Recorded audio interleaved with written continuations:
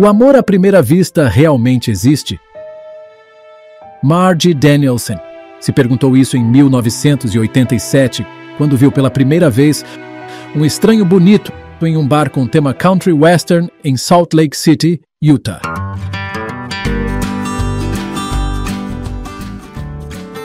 O clube Red Dust estava coberto de fumaça e luzes suaves quando Margie entrou, ainda relutante. A mãe de 3 filhas, e recentemente divorciada, tinha sido convidada por 2 amigas a sair para se divertir. O cheiro de madeira antiga e perfume barato preenchia o ar, misturado ao som grave do country. Ela sorriu, meio forçado, ao lado das amigas que a arrastaram até ali. Era a primeira vez que saía para dançar desde o divórcio. 1 ano sozinha, 1 ano recomeçando, 1 ano tentando ser forte pelas filhas. Foi então que o viu. Era um baile country, mas ele não usava bota nem chapéu.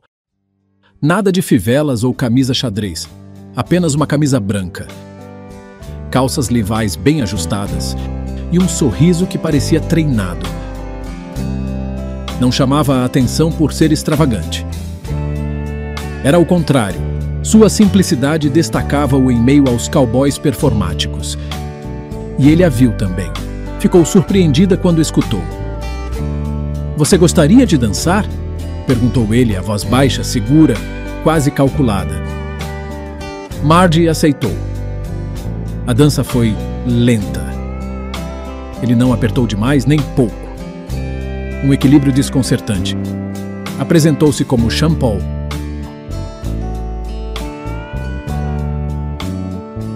Ao voltarem do baile, ela disse para sua amiga Manny: "Eu não acredito nisso, Manny. É bonito, charmoso, maravilhoso. Uau, que cara bonito! Ele é muito, muito amigável, feliz e sorridente." Eu disse a ele que antes de sairmos em um encontro, acho que deveríamos conversar por telefone e nos conhecermos melhor. E ele concordou. Conversaram ao telefone todas as noites por cerca de 1 semana. E ele lhe disse onde trabalhava e o que fazia para viver. Disse que era chefe e estava trabalhando num restaurante, mas gostaria de ter um restaurante próprio. Disse que tinha uma filha. Depois ela disse que pensou: "Uau, isso é maravilhoso, nós 2 temos algo em comum." "Sério? O que você gosta?" Sean também lhe disse que era órfão de toda a família.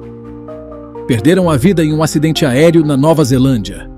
Contou tudo em poucas palavras, com pausas necessárias e uma expressão de dor bem dosada. Margie foi sinceramente empática com sua dor. Margie, que sempre valorizou a família acima de tudo, sentiu o coração apertar. Durante semanas, Margie e Sean Paul se falavam todas as noites. Ele falava com paixão sobre gastronomia, perguntava sobre suas filhas, contava histórias de superação. Um homem perfeito. Nas semanas seguintes, Sean Paul conquista Margie com um encontro romântico atrás do outro. Ele a levou para jantar em lugares sofisticados e ela estava tão feliz. Sean Paul faz um anúncio. O restaurante onde ele trabalha seria destaque na TV local e ele terá um papel principal. Margie disse que pensou: "Uau, isso é tão emocionante!"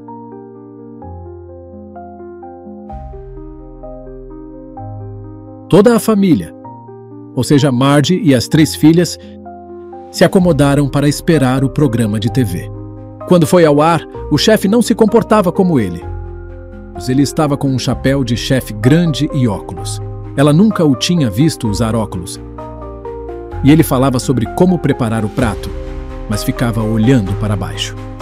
Deveria estar olhando para a câmera. Depois do programa, quando se encontraram, ele indagou: "Como eu fui?" Ela perguntou: "Por que você ficava olhando para baixo?" Ele disse: "Eu estava nervoso." Ela disse: "Eu não sabia que você usava óculos." Ele disse: "Bem, Eu deveria, mas eu não queria usar óculos na sua frente. Marge pensou. Que mais? Que outra explicação haveria? Eles continuaram a sair e fazer coisas que gostavam. Dias depois, ele a pegou no carro e de repente estavam numa academia de ginástica. Marge achou o lugar lindo. Ele lhe disse que tinha uma surpresa para ela. Uma assinatura para ela e para as 3 filhas também. Depois disse, eu adoraria comprar suas roupas de ginástica. Marge agradeceu, mas não aceitou. Ela simplesmente não achava apropriado, mas ele continuou insistindo. Marge lhe disse que não podia aceitar isso, era demais.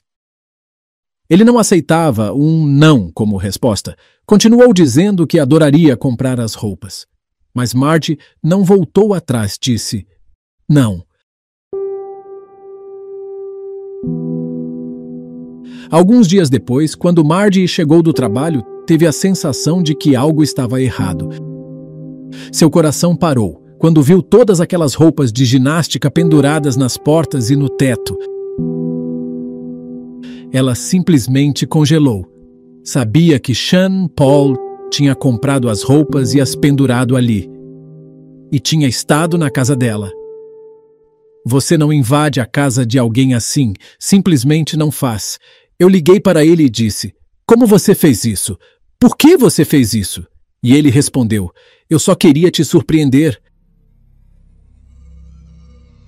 Ela não queria que ele invadisse sua casa. Achou que ele entrara pela janela da cozinha. Se sentia ultrajada. Ela achou que ele era demais. Muita coisa, muitas flores, muitos presentes. É tudo demais. Precisava de um tempo. Assim que Marge disse a Sean Paul que não queria mais vê-lo, não soube mais dele. Por dias, talvez semanas, ela não teve mais notícias dele. Sentiu-se aliviada, sim, mas também invadida por uma inquietação estranha. Um vazio. Havia algo nela que sentia falta. Embora não soubesse exatamente do que, talvez da atenção, talvez da ilusão. Talvez, pensou, namorar simplesmente não fosse para ela. Então, em uma tarde qualquer, ao voltar do trabalho, encontrou um bilhete deixado sob a porta. O papel dizia, me ligue, é urgente, por favor, Sean Paul. Contra o próprio bom senso, Marge ligou. Do outro lado da linha, Sean chorava, a voz entrecortada pela dor. Sua filha, segundo ele, havia morrido em um acidente causado por um motorista bêbado. Marge ficou em choque. Não sabia o que dizer. Ele pediu para vê-la, desesperado. Por favor, preciso te ver. O instinto de proteção falou mais alto que o medo que já havia sentido antes. Marge pegou o carro e foi até o apartamento dele.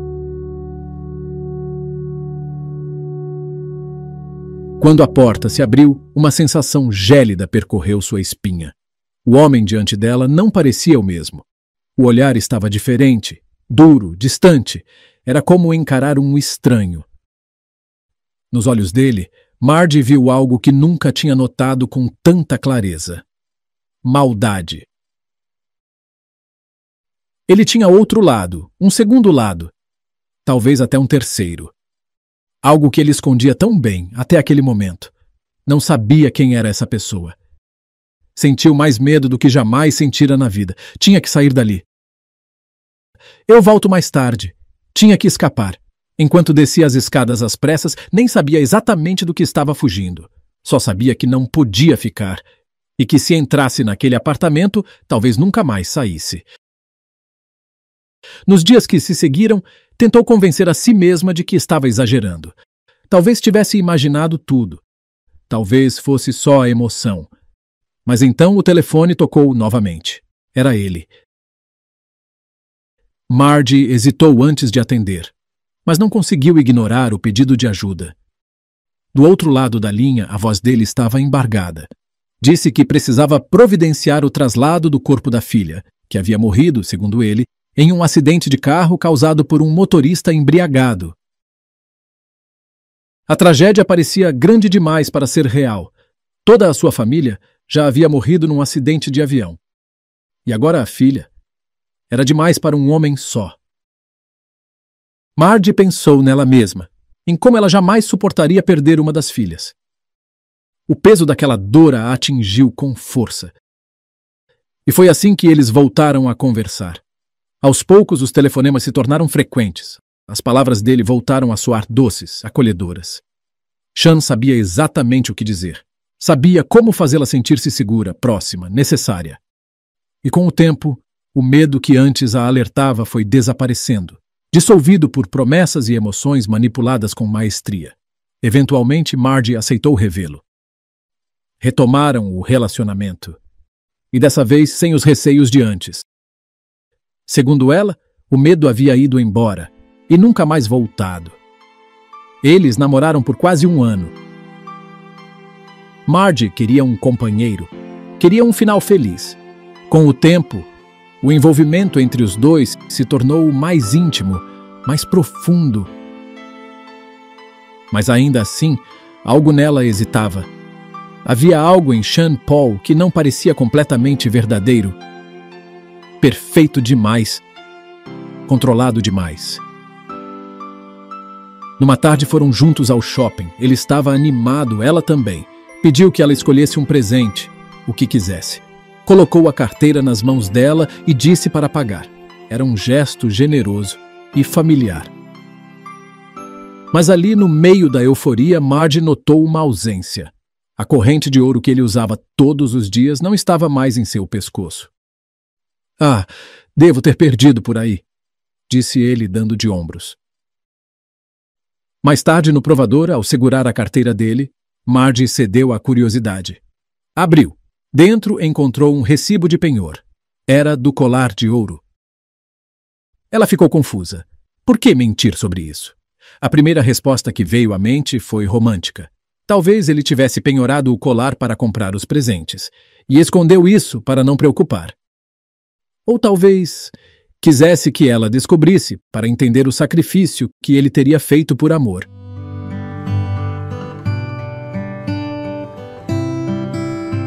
No Natal, Sean Paul a surpreendeu novamente. Ajoelhou-se e, com um anel na mão, fez o pedido. Você me daria a honra de ser minha esposa? Marge confessou que ainda sentia um certo medo. Ele a tranquilizou, prometendo que estariam juntos para sempre. O casamento foi discreto, mas emocionante. Com a presença da família e amigos, Marge parecia radiante. Pouco a pouco, Sean Paul foi se mudando para sua casa. Trazia objetos pessoais, pendurava quadros, inclusive uma fotografia da Nova Zelândia, onde dizia ter vivido. Mas pequenos detalhes começaram a destoar. Por exemplo, ele não respondia quando Marge o chamava apenas de Sean. Você está surdo? Perguntou ela, certa vez. Prefiro ser chamado pelos 2 nomes. Estou acostumado assim. Respondeu, sempre olhando para outro lugar, nunca diretamente nos olhos dela. Em alguns momentos, ela ficou com alguma desconfiança dele, mas nada de importância.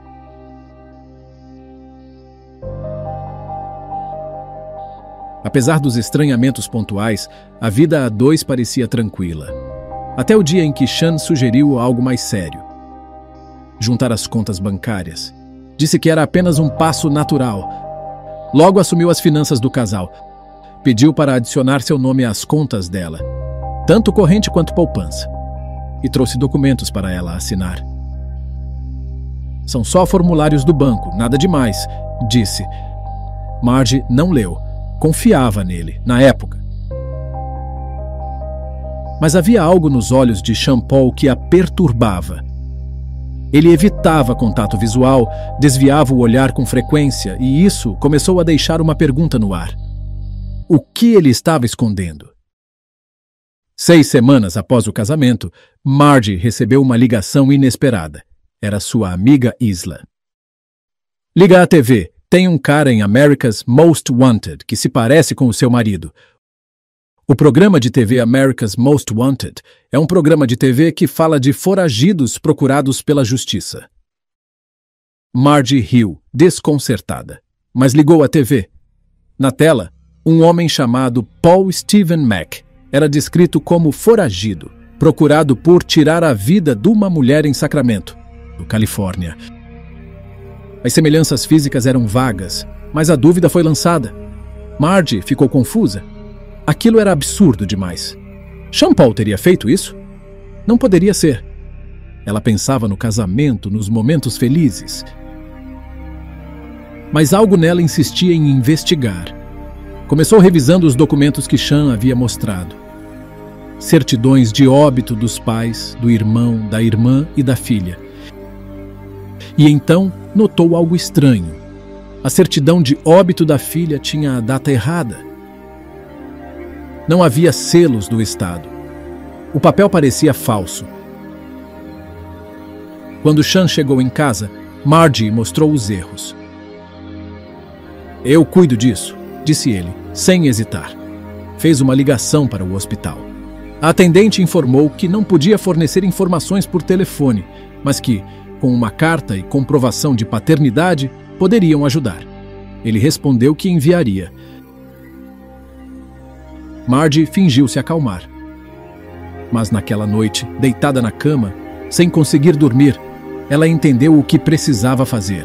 Não era paranoia, era instinto. Tinha 3 filhas e precisava protegê-las.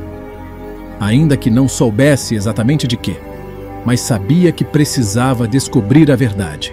Sabia que tinha o direito de saber quem era o homem com quem havia se casado.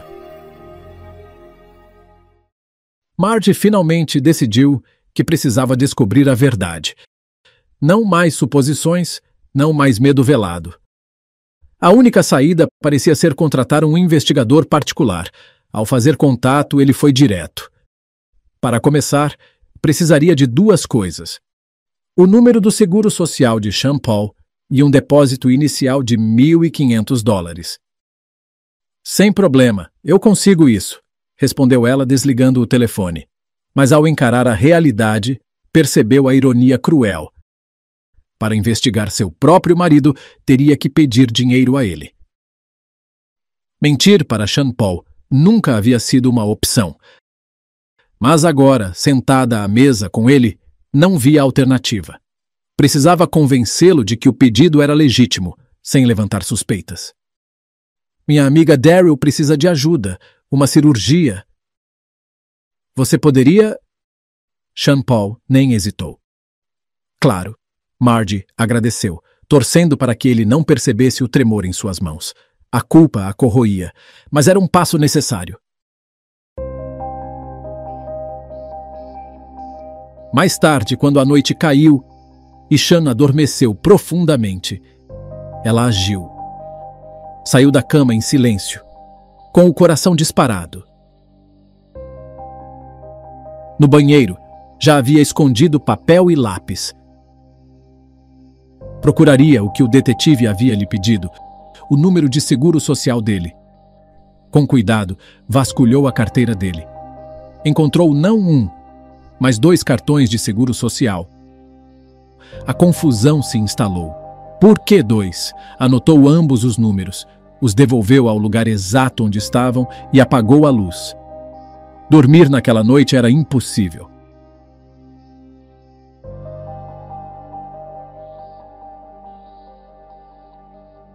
Quando se encontrou com o investigador, sentia-se como num filme de espionagem. Ao mencionar os 2 cartões, viu a expressão do homem endurecer. "Seria bom fazer cópias dos documentos, se conseguir, ou ao menos fotos. Isso pode nos ajudar muito." No dia seguinte, enquanto Sean estava no trabalho, Margie aguardou ansiosamente a ligação. Quando o telefone tocou, atendeu de imediato. "Os 2 números pertencem a pessoas falecidas", disse o investigador. O chão pareceu desaparecer sob seus pés. O medo agora era concreto. Mas mesmo assim, ela não foi à polícia. Ainda não. Precisava de mais. Precisava de provas definitivas. Algo a dizia que havia muito mais escondido. Começou a acordar todos os dias com apenas um pensamento: descobrir quem era o homem com quem se casara. Tomou coragem e decidiu confrontá-lo. Disse que alguém do trabalho havia ligado pedindo seu número de seguro social e por isso olhou em sua carteira. Mencionou os 2 cartões. Sean Paul não perdeu tempo. Ah, levo meu filho comigo às vezes. Talvez tenha esquecido de devolver o cartão dele, explicou evasivo. Mas algo nele havia mudado. Ele estava irritado. Frio, um olhar que Marge já conhecera antes. A mesma expressão malévola que vira certa vez no antigo apartamento dele. Aquilo a fez lembrar. O perigo era real. O casamento agora parecia uma armadilha. A lua de mel acabara depressa demais. Marge passou a desconfiar que os segredos estavam escondidos nos documentos pessoais de Sean Paul, os quais ele passou a trancar cuidadosamente numa pasta com combinação.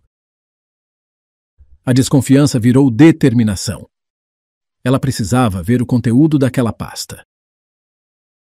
Numa tarde, ao voltar para casa depois de fazer compras, sentiu algo errado. Suas filhas não estavam em casa, e elas sempre pediam permissão antes de sair. O estômago de Marge se revirou. Ligou para Sean Paul no trabalho. Elas estão bem, respondeu ele, como se fosse óbvio. Estão se divertindo. Onde estão? Você não precisa saber. É isso que acontece quando você faz muitas perguntas. Respondeu num tom ameaçador. O medo de Marge atingiu um novo nível. Horas depois, as meninas voltaram. Ela as abraçou com força, aliviada. Elas contaram que 2 homens que já tinham visto com Sean Paul num restaurante vieram buscá-las para ir a um parque de diversões, e que ele havia falado com elas ao telefone. Sim, tudo bem. Sua mãe concorda. Podem ir. Marge soube, naquele momento, que precisava agir. Naquela mesma noite, enquanto ele dormia, saiu novamente da cama. Tremia. Pensava, e se ele acordar? O que ele faria? Lentamente pegou a pasta. Sabia a combinação, já a tinha observado várias vezes. Abriu. Fez cópias dos documentos. Devolveu tudo exatamente como encontrou. Mas agora o risco era maior. Estavam sozinhos em casa. As filhas tinham ido para a casa do pai. Sean começou a olhá-la de forma diferente, como se soubesse. Como se estivesse esperando por um movimento em falso. Marge tentava manter a calma. Fingia estar tudo bem. Quando disse que não se sentia bem e foi deitar-se cedo, Sean foi até ela com uma solução rápida. Tome este comprimido. Vai te ajudar. Ele insistiu. Repetidamente. Ela recusava, mas ele continuava. Cansada de discutir, Marge cedeu. Tomou o comprimido. Não sabia o que era. Mas se não estava doente antes, com certeza ficou depois.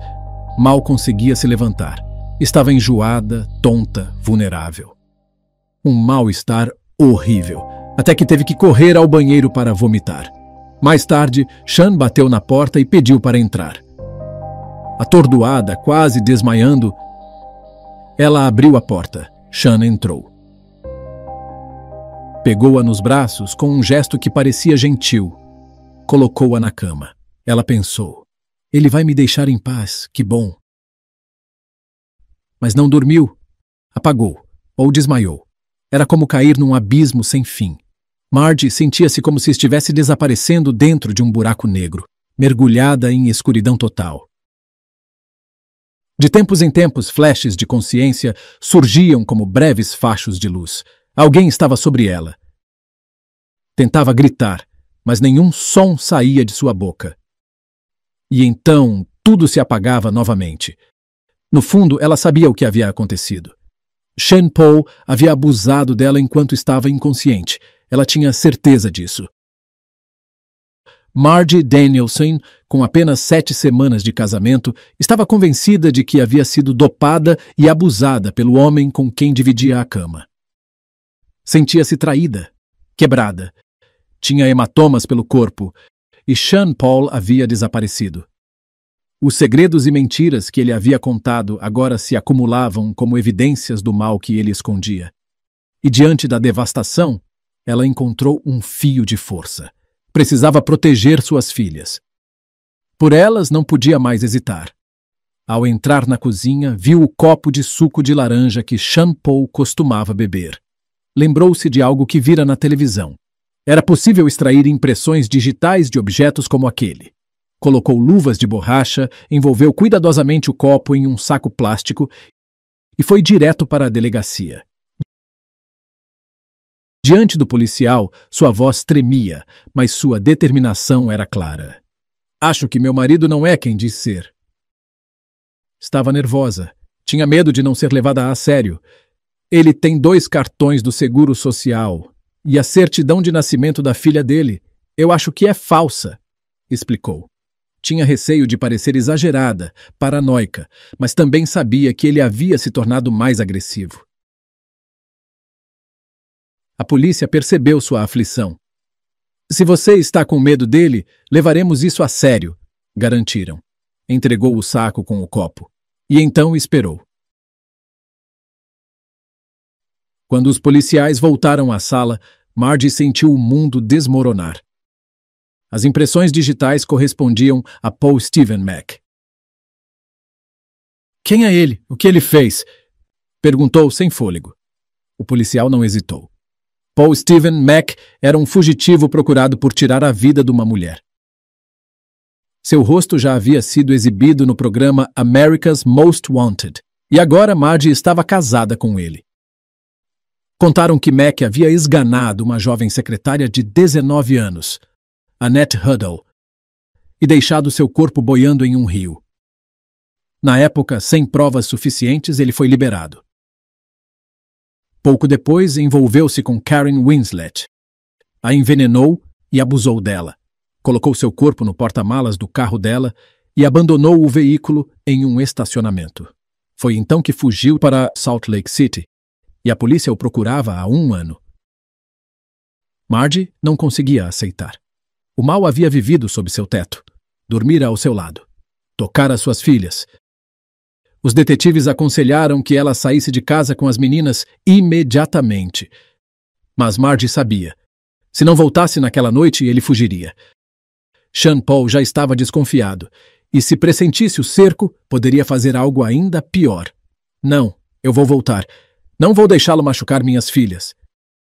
Foi a decisão mais difícil de sua vida.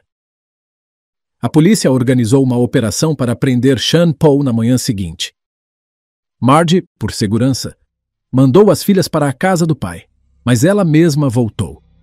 Sabia que era um risco enorme, mas se ele percebesse sua ausência, desaparecer com uma nova identidade seria fácil para alguém como ele. Quando chegou em casa, a tensão a esmagava. Sentou-se em silêncio, esperando. O coração martelava dentro do peito. A porta se abriu. Sean Paul entrou. Margie não conseguia sequer olhá-lo. Respondia mecanicamente às perguntas dele, mas não sabia o que estava dizendo. Foi para a cama antes dele. Queria desaparecer sob as cobertas. O medo era paralisante.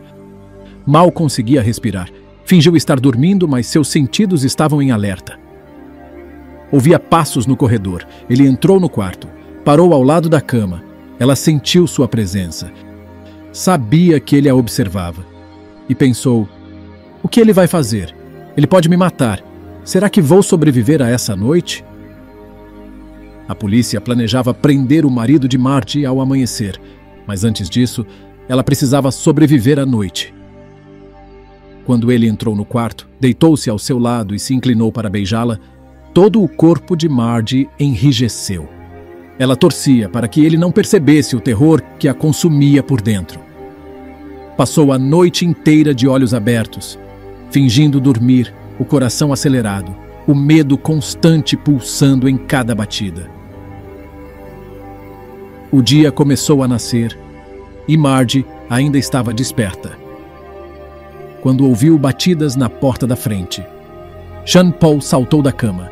Jogou algumas roupas às pressas e correu para o banheiro, escapando pela janela. Ela mal podia acreditar no que via. Ele estava tentando fugir. Sentada, paralisada, só conseguia pensar: eles vão pegá-lo? Por favor, peguem ele! O medo daquele homem era sufocante.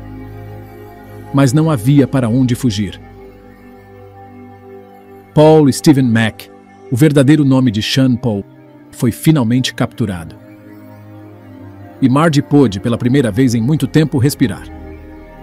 Assim que ele foi levado, ela entrou no quarto. Arrancou os lençóis da cama, puxou a coberta, recolheu os travesseiros e jogou tudo no lixo.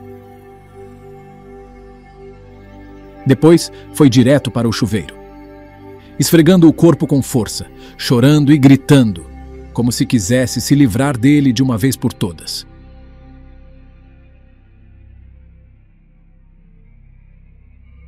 Precisava ter certeza de que ele realmente se fora. Reuniu suas filhas e contou tudo. Disse que Sean havia sido preso e que era suspeito de assassinato. Explicou que ele não era quem dizia ser. Não era Sean Paul Liner, mas sim Paul Stephen Mack, um homem acusado de tirar a vida de 2 mulheres. Mas agora ele estava atrás das grades e estariam seguras. As meninas reagiram com choque e incredulidade. O simples fato de ele ter sido preso era assustador. Mas elas não soltaram Margie. A abraçavam com força, se agarrando a ela, como se quisessem protegê-la e, ao mesmo tempo, se sentirem protegidas. Naquele momento, Margie percebeu. Elas eram sua força, e ela precisava ser a delas. Mas o pesadelo ainda não havia terminado. Quando Margie consultou seu advogado e revisaram suas finanças, a extensão do golpe ficou clara. Paul havia tirado tudo, cada centavo. Arruinou suas finanças, destruiu seus sonhos, devastou tudo o que ela havia construído.